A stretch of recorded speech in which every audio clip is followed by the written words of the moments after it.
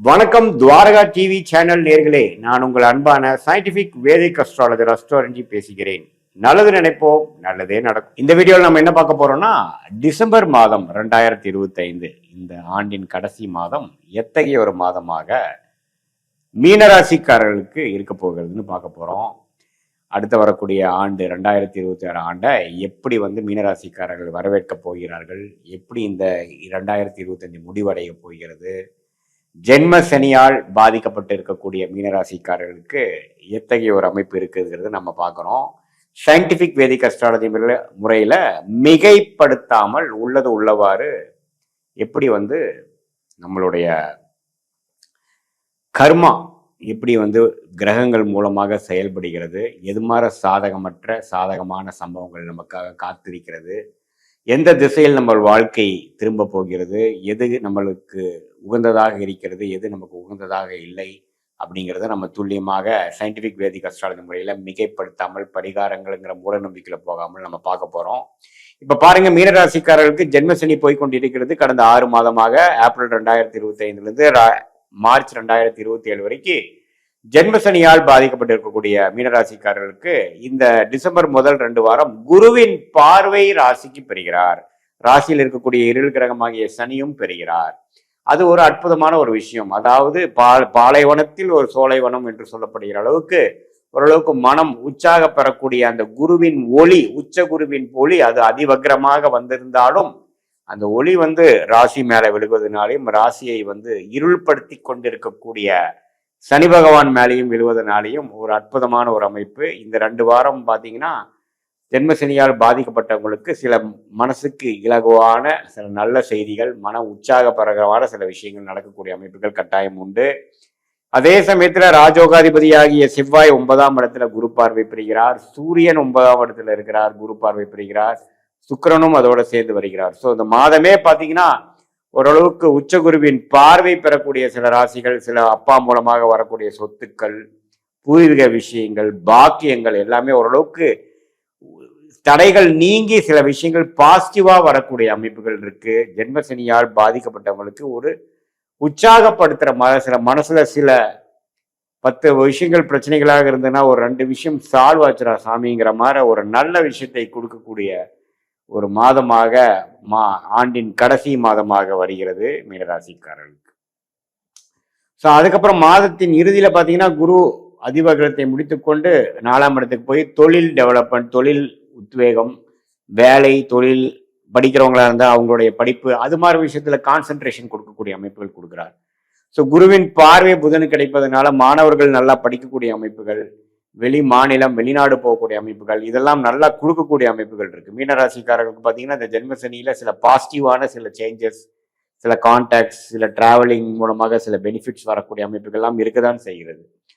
So இது ஓரளவுக்கு பாசிட்டிவான ஒரு மாதமாக எல்லா வயதினரும், அதாவது மூத்த சீனியர் சிட்டிசன்ஸ் பார்த்தீங்கன்னா சில பாசிட்டிவாக நடக்கிறது, ஹெல்த் இஷ்யூஸு, சில ப்ராப்பர்ட்டி டிஸ்பியூட்ஸு, ரிட்டையர்மெண்ட் பிளானிங் எல்லாமே ஓரளவுக்கு கரெக்டாக கொண்டு வரக்கூடிய அமைப்புகள். அதே சமயத்தில் நடுத்தர வயதில் இருக்கக்கூடிய தொழிலதிபர்கள் பார்த்தீங்கன்னா என்னதான் சில இக்கட்டான சூழ்நிலை, சில பிரச்சனைகள், கடன் பிரச்சனைகள், சில பிஸ்னஸ் டென்ஷன்லாம் இருந்தாலும் சில குரோத்தும் இருக்கதான் செய்கிறது, சில பெனிஃபிட், சில அடுத்த கட்ட சில பாசிட்டிவான சில விஷயங்கள்லாம் நடக்கதான் செய்கிறது.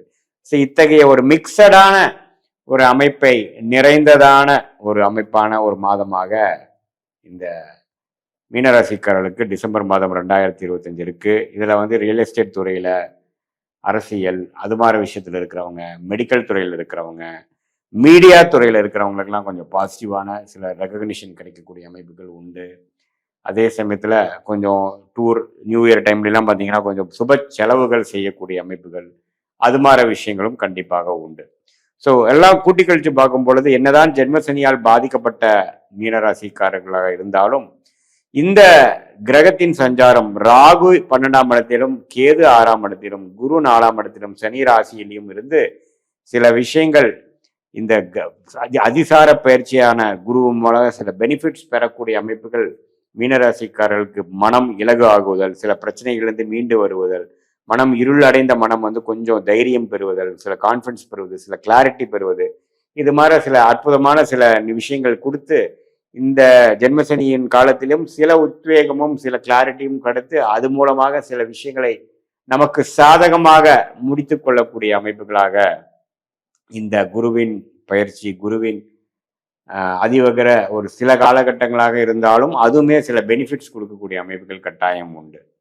ஸோ இது வந்து ஒரு பொதுவான பலனை தவிர உங்களுடைய பிறந்த தேதி, பிறந்த நேரம், பிறந்த உரை வைத்து நம்மளுடைய ஜாதகத்தை போட்டு அதுல தசாபுக்திகள் எப்படி போய் கொண்டிருக்குது, நீங்க என்ன லக்னத்துல பிறந்தீங்க, உங்களுடைய கிரகங்கள் என்ன ஸ்தானபலம், திக்பலத்துல இருக்கு, அடுத்த வரக்கூடிய தசாபுக்திகள் எப்படி இருக்கு, இப்ப என்ன ஆதிபத்தியம் போய் கொண்டிருக்கிறது, இப்ப உங்களுக்கு என்ன அந்தரம் சூக்ஷமா போய் கொண்டிருக்குது, அது உங்களுக்கு எது மாற ஒரு வாழ்க்கையில பலனை கொடுக்கக்கூடியது, நீங்க அடுத்த எடுக்கக்கூடிய டெசிஷன்ஸ் எப்படி எடுத்தா உங்களுக்கு சாதகமாக இருக்கு, எது உங்களுக்கு காத்து கொண்டிருக்கிறது, எது மாதிரி டைம் வந்து உங்களுக்கு அது மாதிரி சில விஷயங்கள் நடக்கக்கூடிய அமைப்புகள் இருக்கு, எப்போ வரைக்கும் நம்ம காத்திருக்கணும், எப்போ வந்து உடனே நம்ம செயல்படலாமா, கொஞ்சம் காத்திருந்து செயல்படலாமா, வேலை மாற்றங்கள், தொழில் அபிவிருத்திகள், கடன் அடைத்தல், வெளிநாடு விஷயங்கள், திருமண விஷயங்கள், குழந்தைகள் விஷயம், இது மாதிரி பல விஷயங்கள் வந்து நம்ம இந்திய வேத ஜோதிடத்தின் அடிப்படையான சயின்டிபிக் வேதிக் அஸ்ட்ராலஜி முறையில நம்ம பார்த்து நம்மளுடைய பலாபலங்கள் எப்படி இருக்கிறது, நம்மளுடைய கர்மா எப்படி செயல்படுகிறது, நம்ம பாஸ்ட் எப்படி இருந்தது,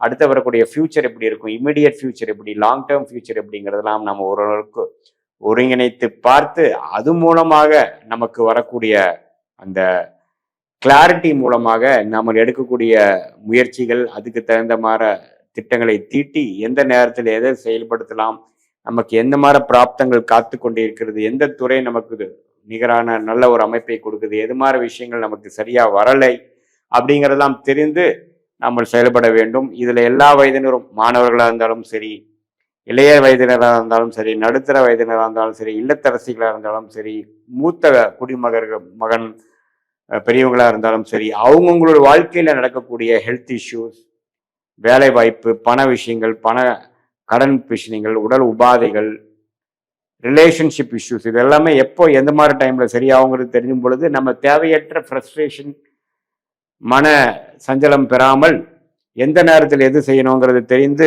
எது மாதிரி பிராப்தங்கள் காத்திருக்குன்னு செய்து நம்மளுடைய தேவையற்ற வீண் பண விரயங்கள், சமய விரயங்களை தவிர்த்து நம்மளுடைய பிராப்தத்தை நாமளே அறிந்து அதுக்கு தகுந்த மாதிரி திட்டங்களை தீட்டி அதுக்கு தகுந்த மாதிரி டைம்லைன்ஸை செய்யப்படும். ஏன்னா இப்போ பார்த்தீங்கன்னா எந்த விஷயங்கள் எந்த நேரத்தில் செய்தால் நல்ல ஒரு பெனிஃபிட் வரும், எந்த நேரத்தில் நம்ம அந்த விஷயத்தை செய்யாமல் இருந்தோம்னா நம்ம தப்பிச்சுக்கலாம் அப்படிங்கிற மாதிரி விஷயங்கள் தான் வாழ்க்கையில வந்து மிகவும் முக்கியம். ஏன்னா காலங்கள் மாறிக்கொண்டே இருக்கிறது, நேற்று மாற இன்னைக்கு இல்லை, இன்னைக்கு மாற நாளைக்கு இல்லை.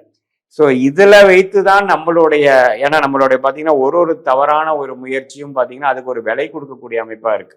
ஒன்றா கால விலை கொடுக்கணும், கால அவகாசம் விரயமாகுது, அல்லது பண விரயமாகுது. ஸோ அதையெல்லாம் தவிர்த்து நமக்கு கரெக்டான நேரத்தில் கரெக்டான முறையில் சயின்டிஃபிக் வேதிக் அஸ்ட்ராலஜி முறையில் நம்ம வந்து பார்த்து அதுக்கு தகுந்த மாதிரி நம்மளுடைய வாழ்க்கை திட்டங்களை திட்டி செயல்படுத்துவேயானால் வாழ்க்கையில் எளிதில் வெற்றி பெற முடியும் என்று சொல்ல விரும்புகிறேன். மீண்டும் மற்றொரு காணொலியில் சந்திப்போம். நன்றி, வணக்கம்.